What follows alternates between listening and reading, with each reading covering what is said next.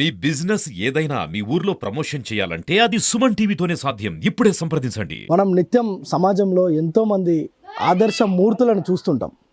ఎంత ఆదర్శం అంటే ఒక్కొక్కరిని చూస్తే అబ్బా జీవితంలో ఇతని దగ్గర నుంచి ఎంతో నేర్చుకోవాలి అనే అంశాలు అలాంటివి వాళ్ళ జీవితం నిండా ఉంటాయి.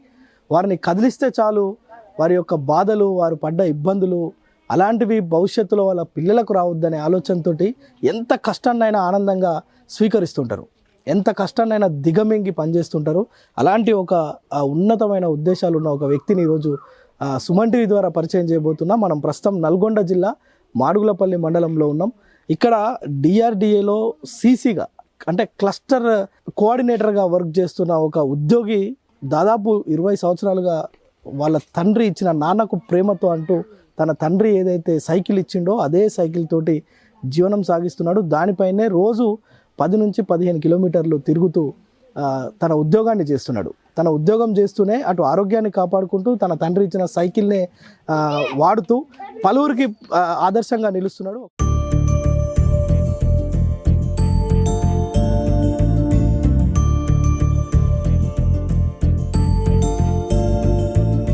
ఒకసారి తనతో మాట్లాడదాం. అసలు ఎందుకు ఇన్ని సంవత్సరాలుగా ఒక ప్రభుత్వ ఉద్యోగిగా ఉండి ఎందుకు ఇలా సైకిల్ తొక్కాల్సి వస్తుంది, సైకిల్ ఎందుకు నడుపుతున్నాడు, ఒకసారి మాట్లాడదాం. అన్న నమస్తే. నమస్తే. బాగున్నారా అన్న? బాగున్నాను. ఏంటి అసలు మీ ఊర్లోకి వస్తుంటే చాలామంది చెప్తుంటారు ఆ సీసీ ఆయన డిఆర్డిఏలో పనిచేస్తాడు, ఆయన ఉద్యోగం ఉన్నా కానీ సైకిల్ మీద దొక్కుతాడు, సైకిల్ మీద ఊరంతా తిరుగుతాడని చెప్తున్నాడు. ఎందుకన్నా ఇట్లా? అంటే సైకిల్ అనేది మొదటగా నా 9th క్లాస్ 10th క్లాస్లో మాకు ఇక్కడ మా విలేజ్లో ఓన్లీ 1 to 8 వరకే ఉండేదన్న. అంటే హై స్కూల్ది. 9th to 10th మేము ఇక్కడికి అంటే 3-4 కిలోమీటర్లు మోడ్లపల్లి వెళ్ళేవాళ్ళం. అంటే అప్పుడు ప్రైవేట్ స్కూల్ ఉండే, నవోదయ స్కూల్ ఉండే. సో అక్కడికి పోవడానికి ఇబ్బంది పడుతుంటే మా నాన్న మా ఇబ్బంది చూడలేక మా నాన్న ఒక భూస్వామి దగ్గర జీతం ఉండి ఆ భూస్వామి దగ్గరనే ఒక సైకిల్ సెకండ్ హ్యాండ్ కింద ఒక 500 రూపీస్ పెట్టి కొని ఇచ్చిండు. మేము రోజు ఇబ్బందికరంగా నడుచుకుంటూ వెళ్తున్నాం, మా పిల్లలు ఆ బాధలు పడొద్దని చిన్న సైకిల్ కొనిచ్చిండు. అదే మా డాడీ కొనిచ్చిన సైకిలే ఇప్పటికీ. నేను 9th to 10th అక్కడ నవోదయలో చదువుకున్నా. తర్వాత ఇంటర్ 2 years నల్గొండలో చదువుకున్నా, శ్రీ రాఘవేంద్ర జూనియర్ కాలేజీలో. మళ్ళీ తర్వాత డిగ్రీ కూడా ఎన్జీ కాలేజీలో కంప్లీట్ చేయడం జరిగింది. అంటే అక్కడికి అప్ అండ్ డౌన్ చేసేవాడిని. సో సైకిల్ ఉంది కాబట్టి ఈంచి నేను మోడ్లపల్లికి వెళ్ళి మళ్ళీ మోడ్లపల్లి నుంచి బస్సు ఎక్కి వెళ్ళిపోయేవాళ్ళం. అప్పుడు బాగా రమాదేవి బస్సు ఫేమస్ ఉండేది. సో ప్రైవేట్ బస్, ఆ బస్సు వెళ్ళిపోయేవాళ్ళు.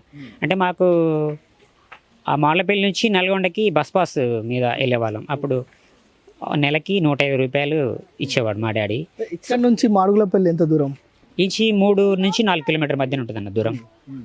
4 కిలోమీటర్లు సైకిల్ మీద వెళ్ళి అక్కడ పార్క్ చేసి అక్కడ నుంచి బస్కి వెళ్ళి అట ఇంటర్ డిగ్రీ. ఏ ఇయర్ నుంచి సైకిల్ దొక్కుతున్నాను? 2000 సంవత్సరంలో ఇంటర్ ఫస్ట్ ఇయర్ అన్న. అంతకంటే ముందు 2 years 9th to 10th కూడా సైకిల్ దొక్కేవాని. అంటే 1998 నుంచి ఇదే సైకిల్. మన సైకిల్. బట్ ఏంటంటే చిన్న చిన్న మైనర్ రిపేర్స్ వస్తుండే, రిపేర్ చేసేవాడిని. మొన్న కూడా లేటెస్ట్ కూడా ఈ ముందర టబ్బు ఖరాబ్ అయితే ఒక 200 రూపీస్ పెట్టి టబ్బు వేయించుకున్నాను. ఎందుకంటే ఆఫీస్ ఫైల్స్ అవి పెట్టుకోవడానికి ఇబ్బంది అయిందని. ఇగో రిమ్ ఖరాబ్ అయితే 500 పెట్టి రిమ్ వేయించుకున్నా. సో కానీ ఒక విషయమే, ఇప్పుడు చదువుకునేటప్పుడు నాయన ఇచ్చిన సైకిల్ దొక్కినావు అంటే ఒక అర్థం ఉంది, మంచిగా ఉంది, ఓకే.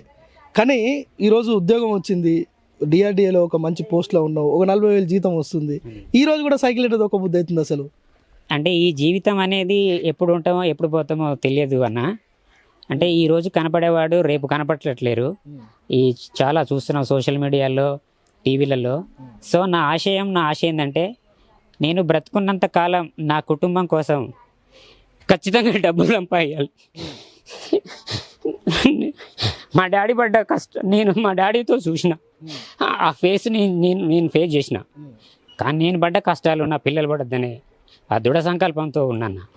సో నాకు దీని సంకల్పం, మీ యొక్క సంకల్పంతో నేను ఇక్కడ దాకా వచ్చిన, బాధపడవద్దు. సో ఆశయమే.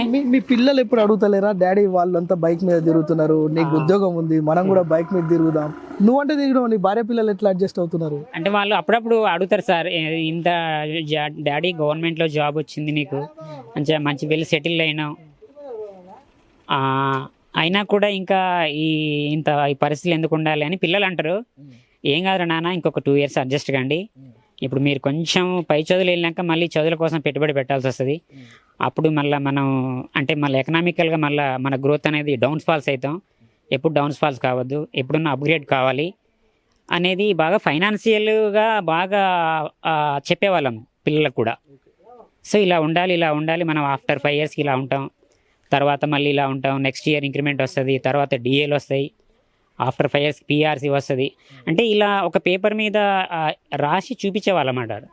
అంటే ఫైనాన్షియల్ లిటరసీ, ఫైనాన్షియల్ డిసిప్లిన్ మా డాడీ ద్వారా కొంత నేర్చుకున్నా. నేను నా చదువు పరంగా చాలా నేర్చుకొని మళ్ళీ మా పిల్లలకి అదే చెప్తూ ఉంటా. ఎవ్రీడే కనీసం ఒక రోజు ఒక 5 నిమిషాలన్నా చెప్తుంటా. 2 పిల్లలు హాస్టల్లో వెళ్తారు, ఉన్న రోజులన్నా నా మాటల ద్వారా వాళ్ళు ఇన్స్పైర్ కావాలి. మళ్ళీ తర్వాత ఏదైనా హాస్టల్ ఉన్నప్పుడు కూడా మంచిగా ఉండాలి. దీంతో పాటు జాలి దయ కూడా చెప్తా వాళ్ళకి.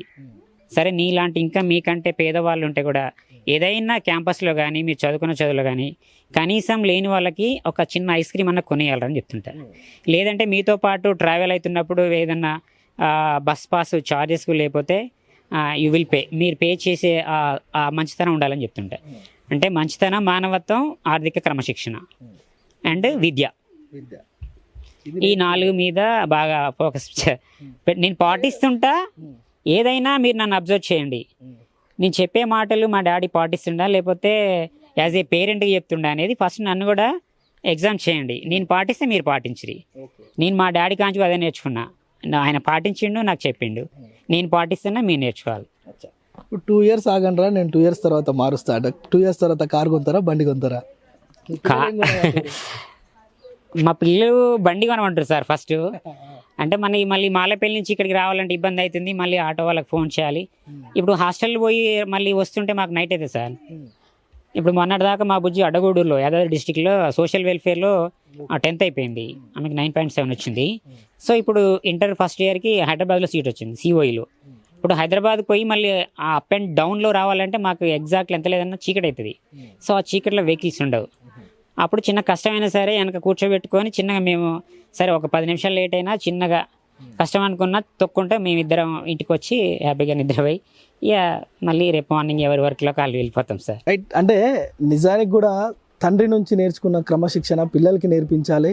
ఆర్థికమైన ఇబ్బందులు నా పిల్లలు కూడా పడొద్దని, ఎంత ఇబ్బంది అయినా అంటే ఒక 40,000 శాలరీ వస్తున్నప్పటికీ కూడా తండ్రి ఇచ్చిన సైకిల్ తోటే తన విధి నిర్వహణ మొత్తం నిర్వహిస్తూ పిల్లల్ని కూడా మాడుగులపల్లి అంటే ఇక్కడ నుంచి వీళ్ళ విలేజ్కి సంబంధించి ఒక 4 నుంచి 5 కిలోమీటర్లు ఉంటుంది. అక్కడికి వెళ్ళి ఆయన అదే సైకిల్ మీద 2 పిల్లల్ని కూడా తీసుకొస్తా, మొత్తం కార్యకలాపాలన్నీ సైకిల్ మీదనే చేస్తా.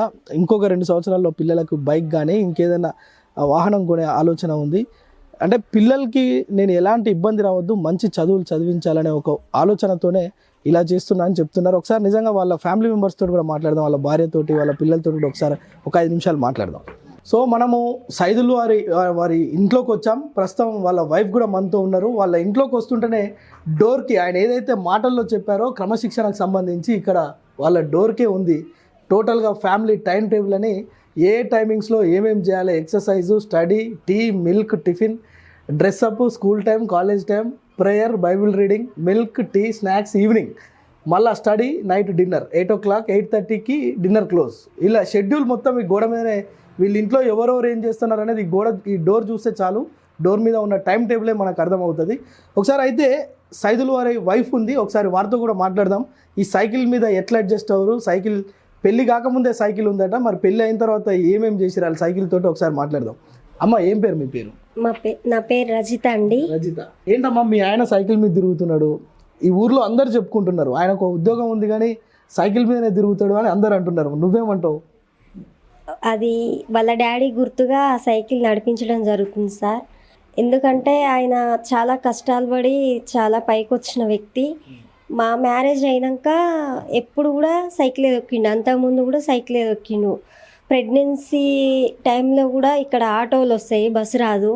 అయితే ఆటోలు లేకుండా ఇబ్బంది పడతాం కాబట్టి అప్పుడు హాస్పిటల్కి వెళ్ళాలంటే చెకప్కి సైకిల్ మీద తీసుకుపోయేవాడు. ఎక్కడ సైకిల్ మీద తీసుకుపోయాడు? ఇక్కడ నుంచి చెరువుపల్లి గ్రామం నుంచి మాడుగులపల్లి దాకా సైకిల్, ఆ తర్వాత బస్కి వెళ్ళేవాళ్ళం మిర్యాలగూడెం. అయితే సైకిల్ మీద కూర్చునేదాన్ని. కొంచెం ప్రెగ్నెంట్ కదా, భయం అయ్యేది, ఎక్కడైనా కింద పడుతుందేమో అని చాలా భయం వేసేది. అయినా అట్లనే వెళ్ళేవాళ్ళం, ఉన్నంతలా సర్దుకొని పోయేదాన్ని. ఏది ఇది కావాలి బావా అని నేను ఎన్నడూ కూడా ఆయనని ఇప్పటివరకు ఇబ్బంది పెట్టలేదు.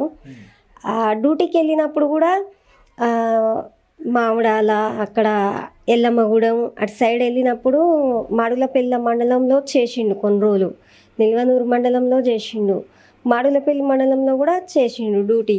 అప్పుడు ఏమైందంటే ఎల్లమ్మగూడెం మామిడాల సైకిల్ వేసుకొని పోయేవారు. ఎక్కడైనా వంశారు జరిగిందనుకో సైకిల్ గాలిపోతే ఇబ్బంది అవుతుందని సైకిల్ పంపు కట్టుకొని వెనక బాక్స్ పెట్టుకొని ఇట్లా వెళ్ళి అక్కడ వర్క్ చూసుకొని వీలుంటే తిరిగి వచ్చేవాడు. మరీ లేట్ అయ్యి వర్క్ ఎక్కువ ఉంటే ఒక్కొక్క నాడు నైట్ కూడా అక్కడ ఉండేవాడు. అక్కడ ఉండి ఆ వర్క్ చేసుకొని వచ్చేది. అలా సైకిల్ అట్లా నడిపించడం జరిగింది. దానివల్ల మేము అనుకునే వాళ్ళం, బావా నీకు 20 రూపాయలు నాకు 20 రూపాయలు ఛార్జీ మిగిలింది కదా, ఇది మన కుటుంబానికి మనం మిగిలిచ్చిన ఆదాయం అని ఇలా లెక్కలు వేసుకునే వాళ్ళం. మేము ఉన్నంతలైనా చాలా హ్యాపీగా ఉండేవాళ్ళం. ఎవరేమనుకున్నా పర్వాలేదు, నేను ఆయనకు నచ్చినట్టు ఉండేది, ఆయన నాకు నచ్చినట్టు ఉండేది. అంటే ఎప్పుడన్నా జాలీగా సైకిల్ మీద తిప్పిండి అమ్మ నేను పెళ్ళైన దగ్గర నుంచి? పొలం కాడికి వెళ్ళే వాళ్ళం ఇద్దరం, సైకిల్ మీద పొలం చూసుకొని వచ్చేవాళ్ళం. ఇక పొలము అంతే. అనలేదా ఉద్యోగం ఉందిగా బావా మనం ఒకసారి బండి కొనుక్కుందాం, లేదంటే ఒక లూనా కొను, ఏదన్నా ఒక చిన్న బండి సెకండ్ హ్యాండ్ అన్న కొను, మనం హాయిగా తిరగవచ్చు అని ఎప్పుడు అనలేదా? నేను ఎప్పుడు అనలేదు సార్, ఇబ్బంది పెట్టలేదు సార్. నీ ఇష్టం, నీకు నచ్చితే ఒకవేళ కొనుక్కో, లేదంటే నీ ఇష్టం బావా అని చెప్తాను. నేను ఎప్పుడైనా ఇది కొను అది తే అని నేను ఎప్పుడు ఇబ్బంది పెట్టలే. కట్టెలకు కూడా మేము సైకిల్ మీద ఇద్దరం వెళ్తాం. నేను అక్కడ కట్టెలు చూస్తూ ఉంటే మా సారేమో సైకిల్ మీద మోపులు తెచ్చి ఇంటికి వేసేవాడు. ఇక అలా తెచ్చుకొని మాకు గ్యాస్ కూడా లేదు. మాకంటే వెనక మా మరిదిలకు పెళ్ళిళ్ళు అయినాయి, వాళ్ళకి గ్యాసులు ఉన్నాయి ఇద్దరికి. మా అత్త వాళ్ళకు గ్యాస్ ఉంది. లేట్ అంటే మాకే ఇక గ్యాసు. ఆ గ్యాస్ వచ్చిందాకా కట్టెల పొయ్యి మీద ఉన్నా. ఏ రోజు కూడా కట్టెల పొయ్యి మీద నేను ఉండనని అనలేదు. ఇప్పటికీ గ్యాస్ అయిపోతే నేను కట్టెల పొయ్యి మీద ఉంటా. ఎవరింటికి వెళ్ళాలన్నా నేను ఇష్టపడను. పిల్లలు ఎట్లా అంటారు? మా పిల్లలు డాడీ తోటి బండి కొనిపి మమ్మీ అట్లా ఏమన్నా చెప్తారా మీకు ఎప్పుడన్నా? అంటారు నాతోని. ఏమంటారంటే, డాడీ నువ్వు చెప్పు మమ్మీ, నువ్వు చెప్తే కొంటాడు అని అంటాడు. మా చిన్నోడు అంటాడు, మా బుజ్జి అంటది. నేనంట, డాడీకి అన్నీ తెలుసు నాన్న, ఏ టైంలో ఏం చేయాలో ఆయనకు తెలుసు, ఏమి ఇబ్బంది పెట్టొద్దు. ఏంటంటే మన కోసమే కదరా, ఎంత కష్టపడ్డా మనం మంచిగా ఉండాలి, మీ భవిష్యత్తు కోసం మేము పునాది గట్టిగా వేయాలి. ఎందుకంటే వాళ్ళ డాడీ గట్టిగా వేసిండు. తత్తిమ వాళ్ళకంటే డాడీ ఒక మంచి పొజిషన్కి వచ్చిండు. మనం కూడా మేమిద్దరం కూడా మీకు మంచి పొజిషన్ ఇవ్వాలమ్మా, ఎంత కష్టమైనా అని చెప్పేవాళ్ళం సార్. సో నిజంగా సైదులు వాళ్ళ ఇంట్లో మొత్తం కూడా క్రమశిక్షణ కనిపిస్తుంది ఎక్కడ చూసినా. అతను తన తండ్రి నేర్పించిన ఆర్థిక క్రమశిక్షణ కావచ్చు, వ్యక్తిగత క్రమశిక్షణ కావచ్చు, ఒక మంచి ఉద్దేశంతో, అంటే ఒక మంచి వ్యక్తిత్వంగా ఉండాలి అనే ఆలోచనను ఏదైతే నేర్పించిండో సేమ్ అదే వాళ్ళ కుటుంబ సభ్యులకు కూడా నేర్పించడం. తను ఏది చెప్తే అదే పిల్లలకు కూడా ఒక మంచి ఉన్నతమైన ఆలోచనలతో, అంటే చదువుకునే దగ్గర ఎవరన్నా మనకంటే పేదవారు కనిపిస్తే వారికి ఏదైనా సహాయం చేయాలని చెప్పే ఒక మంచి తత్వాన్ని పిల్లలకు కూడా నేర్పిస్తున్నాడు. ఇలాంటి వ్యక్తులు నిజంగా కూడా సమాజానికి ఎంతో ఆదర్శనీయం. ఒక 40,000 ఉద్యోగం వస్తున్న తరుణంలో కూడా తన పిల్లల జీవితాలను ఉన్నత స్థాయిలో ఉంచాలనే ఒక సంకల్పంతో కుటుంబం అంతా ఆ చిన్న, అంటే ఎప్పుడో 20 ఏళ్ళ కింద సైకిల్ని ఈరోజు కూడా నడిపిస్తూ తన జీవనాన్ని సాగిస్తున్నాడు. ఇతను 10 మందికి ఆదర్శంగా ఉండాలనే సుమన్ టీవీ చిరు ప్రయత్నం. కెమెరా పర్సన్ సాయితో ప్రేమ్, సుమన్ టీవీ, నల్గొండ నుంచి.